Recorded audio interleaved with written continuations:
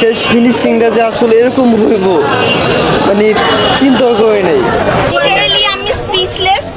সত্যি বলতে শাকিব খান বাংলাদেশের মুভিকে অন্য ক্লাসে নিয়ে গিয়েছে। এই তো অনেক জোস গেছে অ্যান্ড মনে হয়েছে লাইক ইন্ডিয়ান ফিল্ম দেখতেছি আমরা, অ্যান্ড আমি এক্সপেক্ট করিনি এত ভালো হবে। হাই হাই সর্বনাশ, আয়ের দিক দিয়ে রীতিমতো আগুন ধরে দিল আমাদের মেগা স্টার শাকিব খানের বরবাদ। আর আগুন ধরবে না বা কেন, কারণ মানুষটি যখন অন্য কেউ নয় বরং আমাদের কিং খান। আর ঈদের 10ম দিনে এসে বসের মুভিটি কত করে ক্লাবে পৌঁছালো তা জানলে রীতিমতো আপনার চোখ কপাল উঠে যাবে। তাই বিস্তারিত জানতে ধৈর্য সহকারে ভিডিওটি শেষ অবধি দেখার অনুরোধ রইল।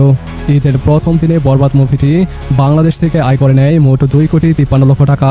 ঈদের দ্বিতীয় দিনে বাংলাদেশ থেকে আয় করে নেয় 2,70,00,000 টাকা। তৃতীয় দিনে বরবাদের আয় 2,68,00,000 টাকা।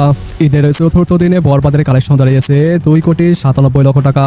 অন্যদিকে পেছনের 4 দিনের আয়কে ব্রেক করে পঞ্চম দিনে আয় করে নেয় 3,03,00,000 টাকা। ঈদের ষষ্ঠ দিনে এসে বরবাদের মোট আয়ের পরিমাণ দাঁড়ায় 2,10,00,000 টাকা।